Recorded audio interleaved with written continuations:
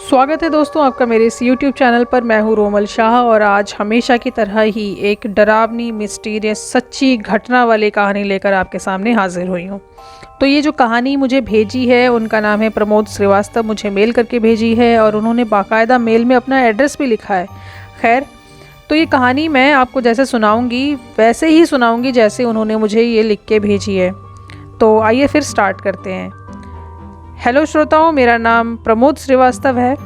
तो कुछ घटनाएं ऐसी होती हैं जिन पर यकीन आना सच में बड़ा मुश्किल हो जाता है, पर वो सच होती हैं। ऐसी ही एक घटना मेरे साथ भी हुई थी जब मैं अपनी आईआईटी की प्रिपरेशन कर रहा था।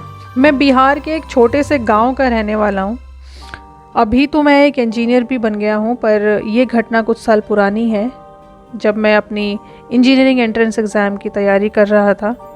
गांव में तो कोई अच्छी कोचिंग मुझे मिली नहीं, तो शहर से मैं किताबें ले आया था और सेल्फ़ स्टडी ज़्यादा करता था।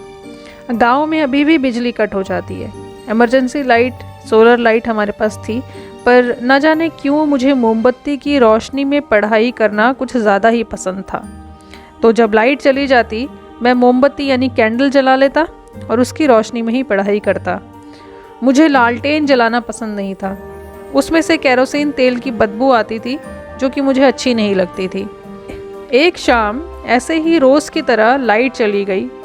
मैं मोमबत्ती जलाकर पढ़ाई करने लगा। उस रात घर में कोई था नहीं।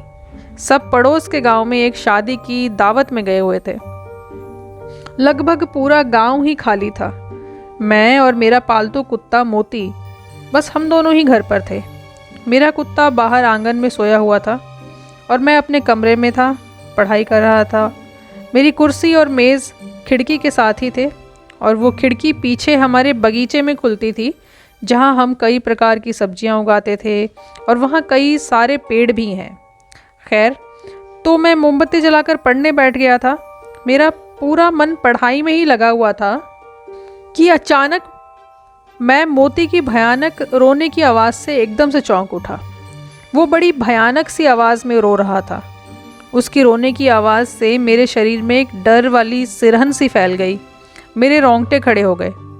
जबकि वो कुत्ता मेरा पालतू था, वो इस तरह से रो रहा था कि मैं भी डर रहा था। मैं उठकर आंगन की तरफ गया। मैंने देखा वहाँ मोती नहीं था। चला गया होगा पीछे की तरफ या दूसरे कुत्तों को देख लिया होगा, उन पर भौंक रहा होगा। ऐसा सोचकर मैं वापस अपने कमरे में फिर से आकर पढ़ाई करने बैठा। मोती भी अब चुप हो गया था। करीब 10 मिनट की बात है। 10 मिनट बाद अचानक से तेज़ आंधी आती है और खिड़की के दोनों पल्ले तेज़ आंधी से खुल जाते हैं। तेज़ हवा की वजह से मोमबत्ती भी बुझ गई। मैं माचिस ढूंढ रहा था। मैंने माचिस ढूंढी पर वो मुझे नहीं मिली, जबकि माचिस मुझे अच्छी तरह से याद है कि मैंने टेबल पर ही रखी थी। माचिस तो मैंने लाख ढूंढी पर मुझे नहीं मिली। मैंने सोचा चलो सोलर लाइट जला लेता हूँ। मैं ये सोच ही रहा था कि अचानक से एक तेज़ बिजली सी चमकी और लगभग 2 सेकंड के लिए पूरे दिन जैसा उजाला हो गया पूरे कमरे में। मैं हैरानी से बाहर खिड़की से आसमान को देखने लगा कि कहीं बादल की गड़गड़ाहट भी सुनाई नहीं दी और अचानक बिजली कैसे चमक गई।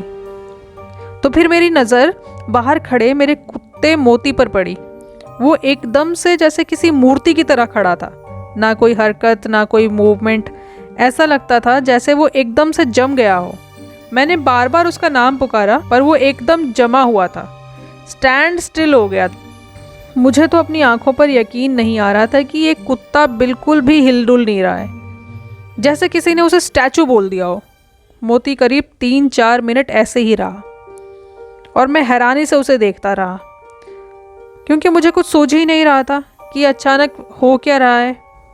मोती को आखिर क्या हो गया।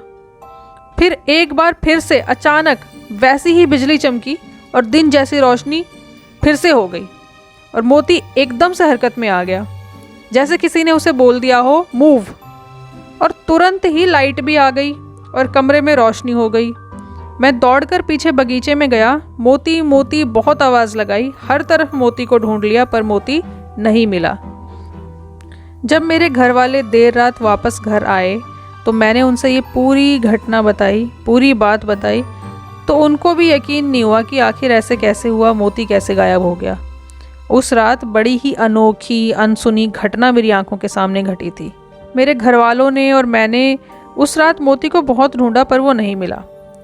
अगले दिन पूरे गांव में एक हल्ला उठा कि गांव के जितने सारे कुत्ते थे अचानक से कहीं गायब हो गए और जिनके पास मुर्गियां थीं उन सब की मुर्गियां रहस्यमयी तरीके से मरी हुई मिली।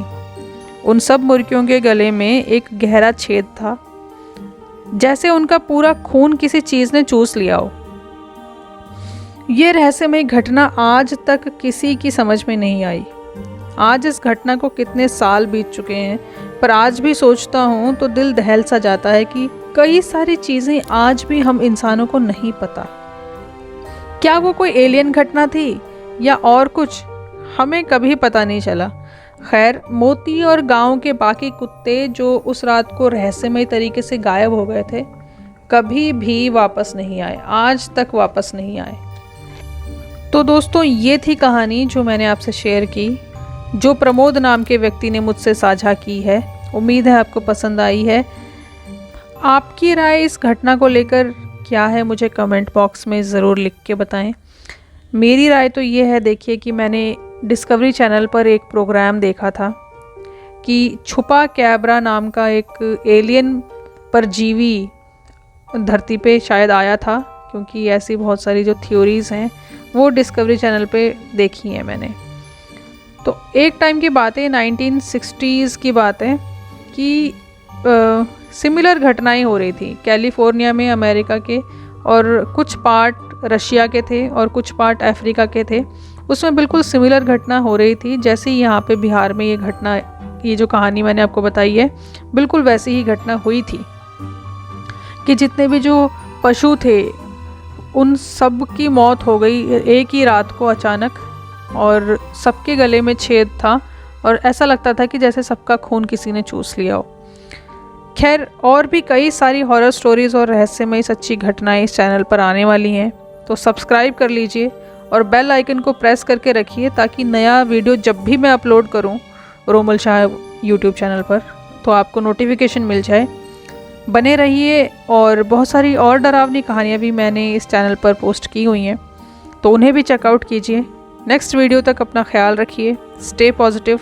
जय माता दी।